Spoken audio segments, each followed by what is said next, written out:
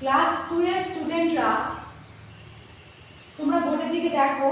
আজকে তোমাদের গণিত বইয়ের নিজে করো 13 গুণের অঙ্ক করবো আমরা, টাকা পয়সার গুণ শিখব।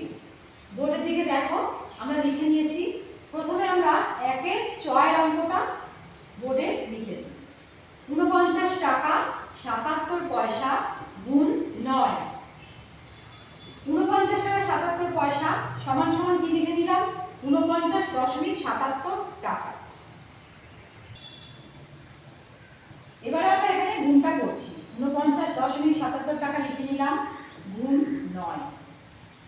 7 নং 63 3 হাতে রইল 6। 7 নং 63, 63 পর থেকে আবার 6 পর্যন্ত গুনবো। 63 পরে 64 65 66 67 68 69 69 এর 9 হাতে রইল 6। 9 নং 81, 81 পর 82 83 84 85 86 87 87 7 হাতে রইল 8।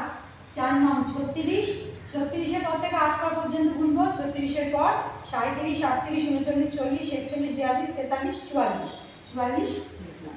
তাহলে গুণ করে কত পেলাম? 447.93। উত্তর লিখব। উত্তর গুণফল সমান সমান 447 টাকা 93 পয়সা। এভাবে আমরা টাকা পয়সার গুণ অঙ্ক করব।